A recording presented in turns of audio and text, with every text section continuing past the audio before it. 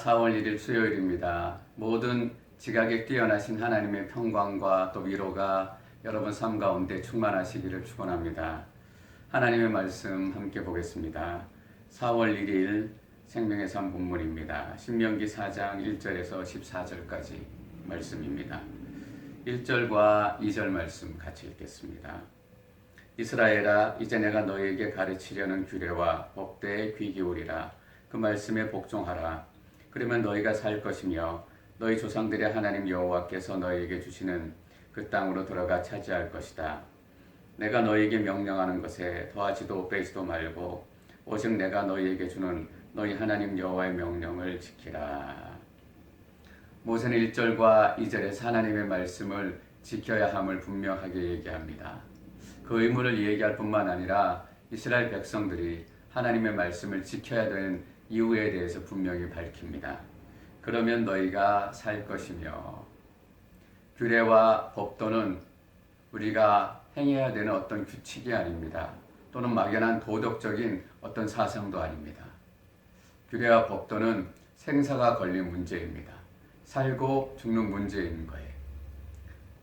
애들 학교도 돌봐야 하고 또 여러 가지 비즈니스와 가정에도 해야 될 일이 너무나 많습니다. 다 바쁜 일이고 중요한 일이에요. 근데 그 일들이 다 끝나고 나고 또 바쁜 일들이 다 마무리되고 나야 우리가 하나님의 말씀도 있고 기도하고 하나님 앞에 서게 되는 것 같아요. 여러분, 우리가 왜 그럴 수밖에 없을까요? 비즈니스는 생사가 걸린 문제라고 생각하고 또 학교 또 진로의 문제는 생사가 걸린 문제라고 생각하지만 하나님의 규례와 법도는 생사가 걸린 문제다라고 생각하고 있지 않기 때문인 것 같아요. 만약 그것이 생사가 걸린 문제라면, 우리가 그렇게 생각한다면 그 어떤 것보다 우리가 가장 먼저 하나님의 말씀을 우리 마음에 두고 또 그 말씀대로 살려고 노력할 거예요. 그런데 그렇지 않다라는 것은 우리의 생각에 그런 중요성이 들어와 있지 않다라는 의미일지도 모르겠습니다. 제가 바빠서 목사님 큐티할 시간을 짬을 내기가 정말 어려워요. 예, 맞습니다. 여러분 얼마나 바쁘게 사시는지 너무나 제가 잘 알고 있습니다. 그런데 그 바쁜 와중에도 불구하고 시간을 쪼개고 시간을 나누어서 하나님 앞에 말씀 앞에 서야 되는 시간을 꼭 여러분들이 가지셔야 합니다. 그래서 예수 믿는 사람은 바쁘게 사는 거예요. 절대로 예수 믿는 사람은 게으른 삶을 살 수 없습니다. 하나님의 말씀을 묵상하고 또 그 말씀을 깨닫고 적용하며 살아가기 위해서는 반드시 바쁜 삶을 살 수밖에 없습니다.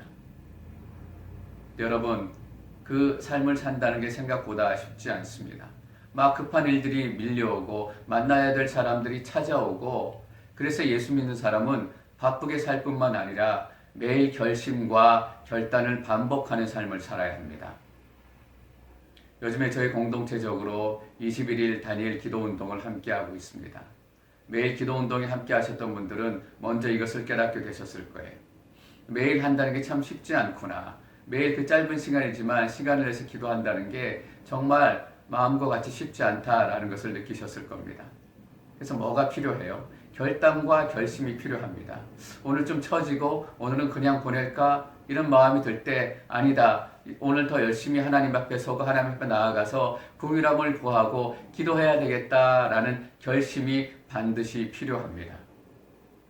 그래서 예수 믿는 사람들은 다른 사람들보다 더 바쁘게 살고 더 결심과 결단을 반복하는 삶을 살 수밖에 없습니다. 여러분, 놀라운 사실이 하나 있습니다. 근데 이렇게 살기 시작하면, 이런 삶이 몸에 적응되기 시작하면 어느 순간에선가부터 삶의 여유가 생기기 시작하는 거예요. 똑같은 24시간, 또 남들보다 더 바쁘게 살고 남들보다 더 많은 것들을 결심하고 결정해야 되지만 오히려 그 마음에는 여유가 생기기 시작한다는 거예요. 그럼 우리 모두는 동일하게 깨닫습니다. 아, 이게 사는 거구나. 이게 진짜 사람답게 사는 거구나.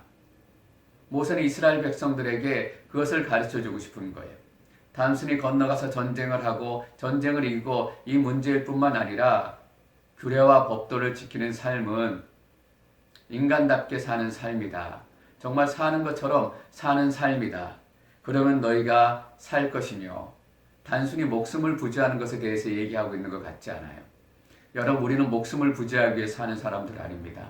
누구보다 더 바쁘게 살아야 되고 누구보다 더 힘들게 결심하고 결단하며 살지만 이 하나님의 말씀대로 살아내기 시작하면 하나님의 말씀대로 살아가기 시작하는 순간 우리 삶에는 여유가 생기기 시작하고 기쁨이 생기기 시작하는 거예요.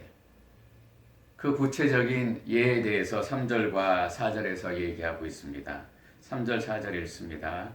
너희가 여호와께서 바알 부올에서 하신 일을 너희 두 눈으로 똑똑히 보았다. 너희 하나님 여호와께서 너희 가운데서 바알 부올을 따른 사람들을 하나도 빠짐없이 멸망시키셨다. 그러나 너희 하나님 여호와를 끝까지 붙들고 떠나지 않은 너희 모두는 지금까지도 살아있다. 모압 왕 발락과 또 점성술사 발람이 계략을 꾸밉니다. 이스라엘이 너무 강하고 흔들리지 않으니까 계략을 꾸며서 모압 여인들을 이스라엘 남자에게 보내요. 바로 얼마 전에 있었던 일입니다.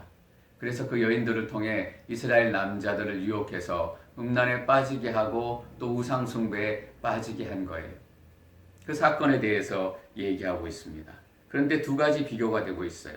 너희 하나님 여호와께서 너희 가운데서 바알 부올을 따른 사람들, 하나님의 말씀을 따르지 않고 법도와 규례에 순종하지 않은 사람들 하나도 빠짐없이 다 멸망시키셨다.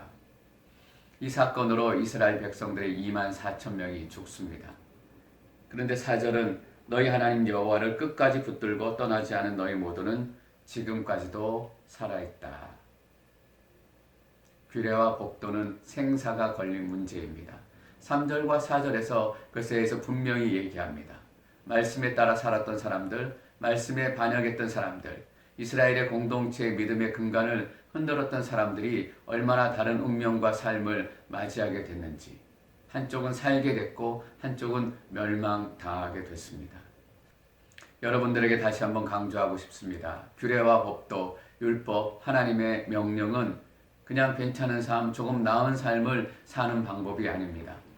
하나님의 말씀은 생사, 죽음과 생명이 걸린 문제입니다. 우리가 하나님의 말씀을 그렇게 무겁게 받을 필요가 있습니다. 왜냐하면 하나님은 영광이시고 이 땅의 어떤 것보다 무거운 분이시기 때문입니다.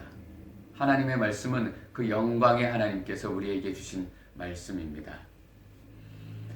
5절, 6절 말씀 계속 읽습니다. 보라, 내가 내 하나님 여호와께서 내게 명령하신 대로 너희에게 규례와 법도를 가르쳐 너희가 들어가 차지하게 될 그 땅에서 그대로 지키게 하려고 한다. 규례와 법도들을 잘 지키라. 이것으로 여러 민족들에게 너희의 지혜와 통찰력을 보여주게 될 것이다. 그들은 이 모든 규례들에 대해 듣고 이 위대한 민족은 지혜롭고 통찰력 있는 백성이다 라고 할 것이다. 하나님의 말씀은 우리의 미래를 완전히 바꿉니다. 왜냐하면 단지 사상이 아니고 삶이기 때문입니다. 오늘 가르친다 라는 표현이 2번 나오는데 그 가르친다 라는 표현이 나올 때마다 순종하고 복종하라 그리고 지키라 라는 표현이 같이 등장합니다. 가르치고 배우고 거기서 끝나는 것이 아니라 지켜야 한다라는 것은 말씀으로 살아낸다라는 의미입니다. 하나님의 말씀으로 살아내고 하나님의 말씀으로 살아낸 인생은 반드시 바뀌게 되어 있습니다. 반드시 새로운 미래를 꿈꾸게 되어 있습니다. 모세는 특별히 6절 말씀을 통해서 앞으로 이스라엘이 하나님 말씀에 순종하면 누리게 될 그들의 미래에 대해서 얘기하고 있어요. 규례와 법도들을 잘 지키라. 그러면 이것으로 여러 민족들에게 너희의 지혜와 통찰력을 보여주게 될 것이다. 지금 미국은 세계에서 가장 부유하고 가장 강한 나라 중에 하나입니다. 근데 가장 부자 나라인 미국에서 홈리스, 집이 없고 잘 곳이 없어서 길거리에서 자야 되는 이 홈리스 문제가 벌써 오래전부터 사회적인 이슈가 됐습니다. 그리고 가난하고 경제적인 어려움 때문에 끼니를 제대로 채울 수 없는 빈곤층의 문제도 갈수록 커져가고 있어요. 그래서 오늘 6절 말씀에서 얘기하는 위대한 민족이라고 얘기할 때 이 위대한 민족은 단지 부유한 나라, 강한 나라 이런 나라를 의미하는 것은 아니에요. 하나님께서는 이스라엘에게 그런 나라가 되기를 원하신 게 아닙니다. 이스라엘에도 기근이 찾아올 겁니다. 이스라엘에도 흉년의 때가 올 거예요. 이 세상이 기근에 빠지고 이 세상에 흉년이 찾아오면 이스라엘도 그것을 피해갈 수는 없을 거예요. 그런데 다 흉년이 들고 또 기근이 든 그때에도 이스라엘에는 굶어 죽는 사람이 없는 겁니다. 이스라엘에는 집이 없어서 길거리에서 자야 되는 사람들이 없는 거예요. 그럴 때 세상 나라들이 이스라엘 보고 이렇게 얘기하는 겁니다. 이 위대한 민족은 지혜롭고 통찰력이 있는 백성이다.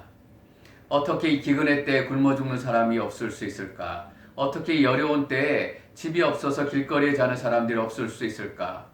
이 가장 부자인 나라 미국에도 홈리스 문제 때문에 벌써 오래전부터 골머리를 앓고 있는데 도대체 그 나라의 왕은 누구인가? 이스라엘의 왕이 누구입니까? 하늘과 땅의 주인이신 여호와 하나님이다라는 겁니다. 하나님께서 통치하시는 나라, 하나님께서 리더가 되시는 이스라엘. 그 하나님께서 이스라엘 백성들에게 지혜와 통찰력을 주시기 위해서 선물로 주신 게 규례와 법도입니다. 그 지혜와 통찰력을 신명기에서는 규례와 법도와 명령과 율법이라는 말로 표현하고 있어요. 여러분, 율법은 족쇄가 아닙니다. 율법은 이스라엘 백성들이 사람답게, 인간답게, 그리고 지혜롭고 통찰력 있게 인생을 살아갈 수 있도록 하늘의 주인이신 하나님께서 주신 특별한 선물입니다. 그런데 그 규례와 법도와 명령의 핵심이 무엇인가 하면 그것을 7절 말씀에서 기록을 하고 있습니다. 우리가 기도할 때마다 가까이 다가오시는 우리 하나님 여호와처럼 자신들에게 가까이 다가오는 신이 있는 민족이 어디 있느냐. 이때 모세와 이스라엘 백성들이 벌써 가까이 다가오시는 하나님에 대해서 알고 있었다는 것이 얼마나 놀라운 일입니까? 뒤에 9절에서 14절까지 보면 시내산에서 이스라엘 백성들이 하나님을 처음으로 만나고 또 십계명과 율법을 받는 그 장면을 기록하고 있어요. 그때 하나님께서 어디에 계시냐면 시내산 꼭대기에 계세요. 시내산 꼭대기에서 불과 구름 사이에서 음성으로만 말씀하세요. 그때 이스라엘 백성들은 그 영광이 너무 두려워서 감히 산에 올라갈 생각도 하지 못하고 산 밑에 자락에 서가지고 그 하나님의 음성과 말씀을 들어요. 근데 하나님께서는 내가 이 산에 계속 머물러 있을 테니까 너희는 위험을 무릅쓰고 목숨을 내놓고 나를 만나려면 이 산에 올라와야 된다, 그렇게 말씀하지 않으셨습니다. 하나님께서 오히려 내가 이제 너희들에게 내려가겠다. 이 영광의 하나님이 너희들 삶 속으로 들어가겠다. 그래서 성막을 지으라고 말씀하신 것입니다. 내가 산 위에 올라서 너희가 나한테 올라와라 라고 명령하는 것이 아니라 내가 너희들에게 다가가겠다. 너희들과 함께 거하겠다. 그래 성막을 지으면 그 성막 안에 내 영광의 임재를 허락할 것이다. 하나님께서 그렇게 다가오시는 하나님이십니다. 여러분, 이것이 율법의 핵심입니다. 하나님께서 우리에게 다가오시고 하나님께서 우리에게 사랑의 증표로 주신 선물이 바로 율법이고 규례고 법도입니다. 지금 시내산에 성지순례 가면 그 뜨거운 떼약볕을 이기고 시내산 꼭대기까지 사람들이 올라간다라고 해요. 그런데 그 시내산 꼭대기에 하나님이 계시지 않습니다. 하나님은 그 산을 내려오셔서 벌써 사람들 사이로 들어오시는 거예요. 어느 길로 가든지 정상에만 올라가면 된다. 어느 길로 가든지 정상에만 올라가고 산꼭대기에만 올라가면 하나님을 만날 수 있다. 여러분, 틀렸습니다. 하나님은 그 산꼭대기에 계시지 않기 때문이에요. 하나님께서는 낮고 낮은 이 세상 속에 연약하고 연약한 모습으로 들어오셨습니다. 그것이 예수 그리스도이세요. 더 이상 산에 머물러 계시지 않고 그분의 영광이 닫힐까봐 내 영광을 아껴야 되겠다라고 하시지 않고 나의 영광을 너희에게 함께 나누고 싶다. 나의 생명을 너희들과 함께 나누고 싶다라고 결정하시고 그 산에서 내려오셔서 이 땅에 들어오시고 사람들 가운데 함께 사시고 걸으시고 핍박당하시고 그리고 십자가에 못 박혀 죽으셨어요. 그분이 바로 예수 그리스도이십니다. 다른 말로 하면 예수 그리스도가 인생의 통찰력이시고 지혜가 되시는 거예요. 그래서 예수 그리스도를 만나면 인생의 지혜도 생기고 통찰력도 생깁니다. 어떻게 사는 인생이 잘 사는 인생일까? 어떻게 살아야 인간답게 사는 것일까? 인생에 대한 지혜와 통찰력을 갖게 되는 거예요. 같이 어려운 시간을 지나기도 하고 같이 고난의 시간을 지나기도 하지만 인생의 지혜를 가지고 또 예수 그리스도의 통찰력을 가지면 분명히 다르게 살아가는 인생이 됩니다. 그래서 그 위기를 지나면 그 삶의 다른 결과들이 나타나게 되는 거예요. 그래서 저는 오늘 이 하나님의 말씀의 무게와 의미와 능력에 대해서 다시 한번 깨닫습니다. 이 말씀은 우리에게 부담이고 짐이 아니라 하나님께서 주신 선물입니다. 이 말씀은 우리 인생의 지혜와 통찰력의 원천입니다. 이 말씀을 통해 여러분들의 삶이 더 지혜로워지시기를 축원합니다. 여러분들의 마음에 더 놀라운 통찰력과 인사이트가 임하시기를 축원합니다. 같은 시간을 지나고 같은 고난을 지나지만 고난의 무게와 고난의 의미가 그래서 각 사람마다 다 다를 수밖에 없는 겁니다. 이 시간을 통해서 더 깊은 하나님의 은혜를 경험하시기를 축원합니다. 또한 말씀의 능력을 경험하시기를 축원합니다. 여러분의 인생이 바뀌는 시간이 될 겁니다. 여러분의 인생이 변화되는 시간이 될 줄 믿습니다.